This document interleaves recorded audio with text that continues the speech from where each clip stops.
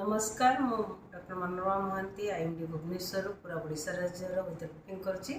जब देखिए गत 24 घंटार दिन तापमात्रा रेकर्ड तेबे सर्वाधिक दिन तापमात्रा रेकर्ड करा जायछि झारसुगुड़ा ठारे 40.8 डिग्री सेल्सियस जोटा कि पूरा राज्य रे हाईएस्ट टेम्परेचर रेकर्ड करा जायछि। ता सहित गोटे दुटा जगह रे फॉग मध्ये रेकर्ड करा जायछि कुहुडी आउ मैक्सिमम टेम्परेचर किंबा दिन तापमात्रा मोस्टली आमर इंटीरियर नॉर्थ इंटीरियर ओडिशा रे 2 रु 5 डिग्री अधिका रही किसी स्थान में अलग स्थान मानक मोस्टली आमर नॉर्मल स्वाभाविक तापमात्रा जिते रही सहित आमर 4टी स्थान में 39 डिग्री सेल्सियस कि अधिका तापमात्रा रेकर्ड करा जायछि। हीराकुद ठारे 39.2 डिग्री सेल्सियस रेकर्ड करा जायछि। सुंदरगढ़ संबलपुर ठारे 39 डिग्री सेल्सियस रेकर्ड करा जायछि। हमर भुवनेश्वर रे 38.6 डिग्री सेल्सियस, राउरकेला रे 38.4 डिग्री सेल्सियस रेकर्ड करा जायछि। जदि देखिबा हमर स्वाभाविक तापमात्रा ठारू हीराकुद ठारे 4.9 डिग्री सेल्सियस अधिक रहिछि। झारसुगुड़ा ठारे स्वाभाविक तापमात्रा ठारू 5.7 डिग्री सेल्सियस तापमात्रा रे अधिक रहिछि, किंतु भुवनेश्वर 2.8 डिग्री सेल्सियस अधिक रही। अलग जगह गुड़िक मोस्टली स्वाभाविक तापमात्रा रही। बर्तमान ओडिशा राज्य सेमती विशेष पाणीपागर स्थिति नहीं, किंतु से आगामी 24 घंटा मध्य 48 घंटा मध्य देखा वर्षा होबार विशेष संभावना नहीं। आगामी 24 घंटा मध्य पाग मुख्यतः सुखिला रहिबो पूरा राज्य रे। ता सहित झारसुगुड़ा और संबलपुर जिले में गोटे दुटा पकेट्स हीट वेव होबार संभावना रही। से लोक मानक बाहर को बहुत समय खरारे रहिबाटा एडवाइजेबल नुह। काली आमर 14 तारीख पाग सुखिला रहिबो।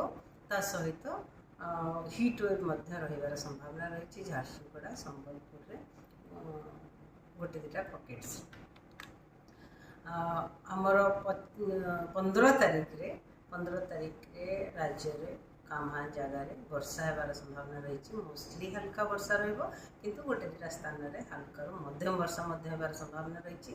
सहित बिजुली घड़घड़ी केउंझर मयूरभंज जिले में को येलो वार्निंग जारी करा जायछि। केउंझर मयूरभंज जिले में वर्षा होगा सहित कामा स्थान में वर्षा सहित बिजुली घड़घड़ी और झटका पवन 30 ରୁ 40 किलोमीटर/आवर रहिबार संभावना रही। 16 तारीख राज्य में वर्षा रहिबो, मोस्टली हल्का वर्षा रहिबो, किंतु कामा स्थान में हल्का मध्यम वर्षा होबार संभावना रही। वर्षा सहित बिजुली घड़घड़ी वार्निंग जारी करा जायछि। बिजुली घड़घड़ी आमर मयूरभंज, केउंझर, बालेश्वर, भद्रक, जाजपुर, ढेंकानाल, कटक, केन्द्रापड़ा, जगतसिंहपुर, खोर्धा जिले में कामा स्थान में बिजुली सहित घड़घड़ी और झटका पवन 30 ରୁ 40 किलोमीटर/आवर रही। किंतु राज्य में आम पूरा उपकूलवर्ती अंचल जिला गुड़िक सहित मयूरभंज, केउंझर, अनुगुल, ढेंकानाल, नयागढ़, बौद्ध, कंधमाल, रायगड़ा, कोरापुट, मालकानगिरी और उपकूलवर्ती जिला गुड़िक हल्का मध्यम वर्षा होबार संभावना रही। 17 तारीख जब देखा आम उपकूलवर्ती अंचल जिला गुड़िक सहित मयूरभंज, केउंझर हल्का मध्यम वर्षा हो पाए। कामा स्थान में सहित बिजुली घड़घड़ी सहित वर्षा होबार संभावना रही। मयूरभंज और केउंझर जिले में जोटा कि येलो अलर्ट जारी कर 18 तारीख राज्य में पुणी भी वर्षा रहिबार संभावना रही। मोस्टली हल्का वर्षा रहिबार संभावना रही। जमी गंजाम, गजपति, रायगड़ा, कोरापुट, मालकानगिरी, नवरंगपुर जिले में और 19 तारीख मध्यम वर्षा कंटिन्यू करें। हल्का वर्षा कंटिन्यू करें।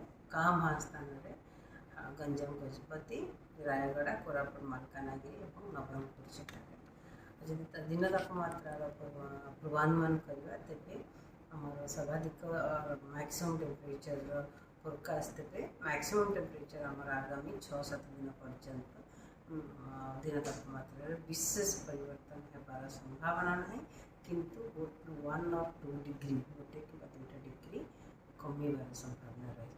धन्यवाद।